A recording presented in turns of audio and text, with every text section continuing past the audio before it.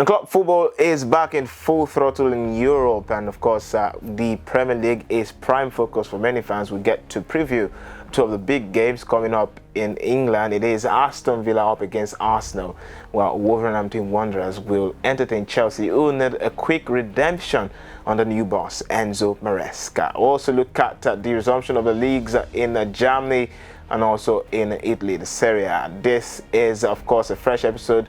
My name is Ayomide, Sotubo, and this is the Nutmeg on Garden TV.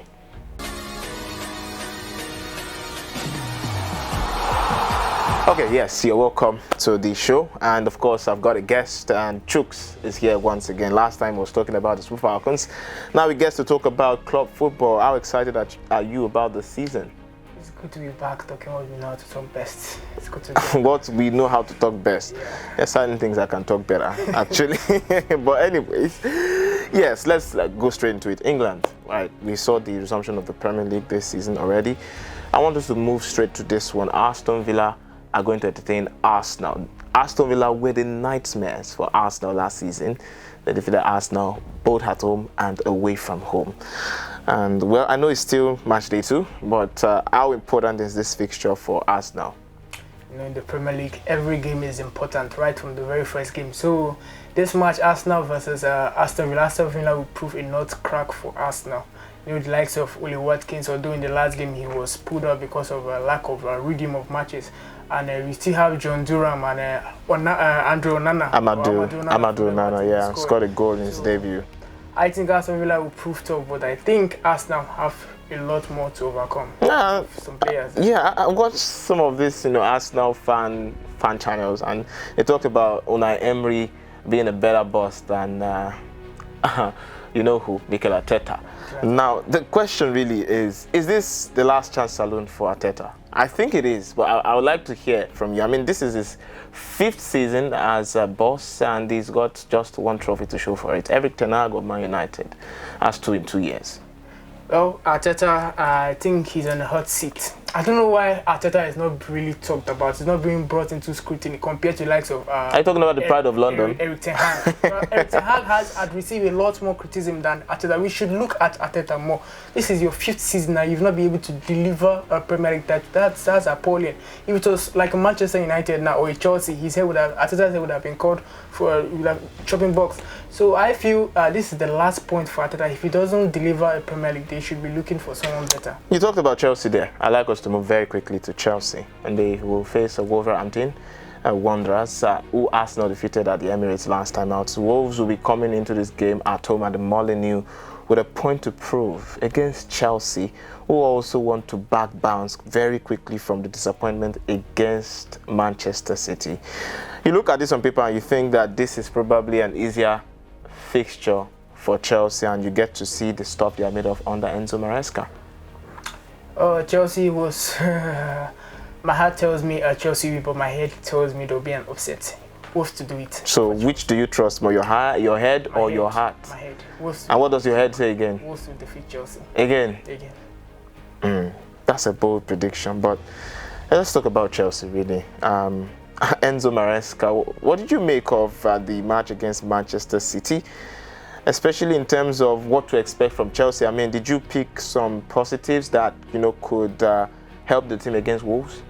Yeah, there's some few positive right there. Talking about the midfield and the attack is quite okay. Chelsea currently they just need a poacher, someone who can finish it. We have so many strikers. If I can suggest our very own Osimhen, there are so many strikers, and this other player from Sporting Lisbon, I think so, Gyökeres. They just need a focal point. Victor Gyökeres, yes. Someone that can finish up the chances. They're creating chances. We didn't expect Chelsea to create that much chance against Manchester City. They're a big team. They know how to play they know how to hold position. But I think Chelsea currently now, what they lack is a top 9, someone to finish those chances. Okay, we'll move to Spain now. We saw the return of La Liga last week, and of course we saw Barcelona come from behind to defeat Valencia. Hugo Duro got the opener for Valencia, the Mestalla, but then Robert Lewandowski had the most important save of the game, scoring the brace. And then Real Madrid, for all the talent at their disposal up front, picked up a draw against Mallorca, who gave them a really tough game. And I'm looking within the context of what to expect? You know, the title is obviously between both sides. It's not but between. Sorry to cut in, not between. The title race is going to be for Real Madrid. You know, there's no argument. Interesting. No argument, no storyline at all. It's definitely for Madrid. So you're saying no chance for Barcelona? No chance. They don't have a chance. Although big names don't play football, but I feel Real Madrid, they just have that upper edge, that Mbappe factor, Jude Bellingham. Don't you think it's too early in the season to make this bold prediction? I want to say it's too early, but Barcelona don't stand a chance. This is Madrid. This is their birthright, and birthright. The momentum is with Madrid. I don't agree with the word birthright. I just feel Barcelona are just left behind. They're lacking behind compared to what Madrid. Madrid, like I say, 90%. What makes you feel they are lagging behind? Because there's a new management, and Flick, and he's out to prove a point. Yes, there's something about this manager bounce or something like that. So I think it will take him time for him to do something. Ancelotti already has one over his counterpart. Okay, so what does... I know some people will stone me for this, but what does Barcelona lack that Real Madrid seem to have? Defense, Madrid has the upper hand. Midfield, Madrid has the upper hand. Attack, it's a no-brainer. Quite interesting. Barcelona stand no chance. So I think this... I know this La Liga is going to So some level of conviction there. Anyways, let's move to Germany. We saw what happened. Historic. Bayer Leverkusen winning the title after 11 years of domination by Bayern Munich. And now Bayer Leverkusen get to start the Bundesliga season. They get it on the way on Friday in the evening, and that's at Borussia Mönchengladbach. And the question really is, what kind of horse race? Is it going to be a one-horse race, a two-horse race? Are you looking at Leipzig coming in? Is Borussia Dortmund going to have a shout? What are you expecting from the Bundesliga season? Keep in mind that we have our very own Victor Boniface at Bayer Leverkusen. So also, how much of impact are you expecting from him this season? No disrespect to what Xabi Alonso and Bayer Leverkusen achieved last season. No one expected it. They were called the Neverkusen. Yeah. Yeah. Well, I don't think they'll repeat that feat again. It will be magical if they... Repeating the feat is equivalent to going unbeaten again. But who do you see winning this time? I think Bayern Munich will claim their title. They will claim their title. They've made some very good, smart signings in the midfield. They got Paulinho to show up the midfield because Kimmich is relatively not there anymore. And Goretzka, they don't fancy Goretzka anymore. Then Paulinho, that was a very beautiful signing in midfield. That signing will help him. Then in attack, Olise, he already had a goal. Yeah, I think that's a decent addition to the side. They still have the likes of Sane. But how much are you confident in the leadership of Vincent Kompany as a boss? Moving from Burnley to Bayern Munich, competing with Xabi Alonso, after all we saw Alonso do last season, how much of confidence do you have in him?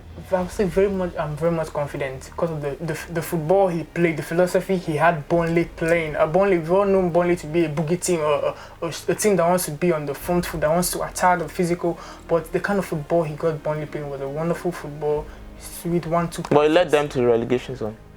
Yeah, it's all about the personality of the players. The players likely don't have that mindset to fight a relegation. But I think impacting it into big players, the likes of Harry Kane, who have seen it, who have done it, or the likes of Kimmich, Paulinho, like I said, and the rest. I think when you have good players, you'll be able to implement your philosophy and your tactics. So I think Bayern implementing, having that kind of play will be wonderful to watch. I think they'll reclaim it.